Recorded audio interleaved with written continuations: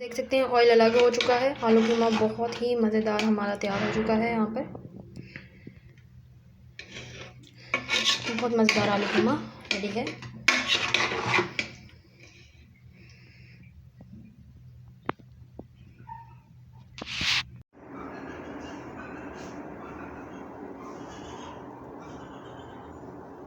अस्सलाम वालेकुम। आज हम बनाने लगे हैं आलू कीमा, जो कि बहुत ही मज़ेदार बनेगा।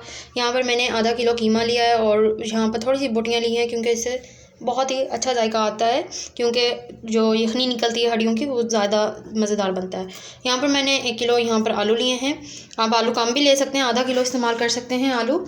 यहाँ पर मैंने लिया है लहसुन, अदरक और शिमला मिर्च। शिमला मिर्च जो है बिल्कुल आखिर में शामिल करेंगे। यहाँ पर धनिया लिया है, थोड़ा सा मैंने कढ़ाई गोश्त मसाला लिया, आप दूसरा ले सकते हैं और लेना चाहें तो, वरना कोई ज़रूरत नहीं है। नमक लिया है मैंने यहाँ पर 1.5 चम्मच, आप हस्ब ज़ायका यूज़ करें। 1 चम्मच काली मिर्च है, थोड़ा सा अदरक लहसुन अलग किया है। अब यहाँ पर धनिया और मसाला और शिमला मिर्च हमने इसको कर लेना है अलग। जब हम इसको बिल्कुल पका चुके होंगे खाने को, उसके बाद हमने जो है मसाला और शिमला मिर्च शामिल करनी है। यहाँ पर मैंने 4 प्याज और छोटे प्याज से 4 और बड़े जो हैं टमाटर 5 मैंने कट कर लिए हैं। टमाटर ज़्यादा रखे हैं, उससे जायका बहुत मज़ेदार आएगा। 1 चम्मच जितना हम यहाँ पर ऑयल शामिल करेंगे। मैं इसको वेट में पकाने लगी हूँ, आप बिना वेट के भी यानी कि फ्राई कर अच्छे तरीके से फ्राई कर सकते हैं। वेट अच्छे तरीके से लग चुका है टमाटर प्याज को। अब जो है टमाटर प्याज को ओपन करके हम यहाँ पर कीमा वगैरह शामिल करेंगे। टमाटर प्याज यहाँ पर अच्छे तरीके से भुने जा चुके हैं, आप देख सकते हैं। अब कीमा शामिल करेंगे यहाँ पर, और अदरक लहसुन भी शामिल करेंगे। थोड़ा सा आलू शामिल करेंगे, आधा गिलास पानी शामिल करेंगे।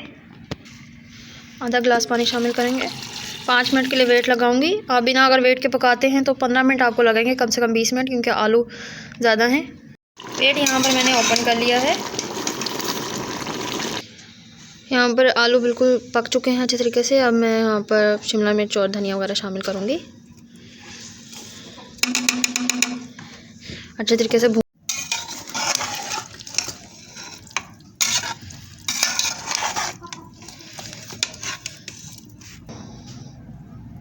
देख सकते हैं ऑयल अलग हो चुका है। आलू कीमा बहुत ही मज़ेदार हमारा तैयार हो चुका है। यहाँ पर बहुत मज़ेदार आलू कीमा रेडी है।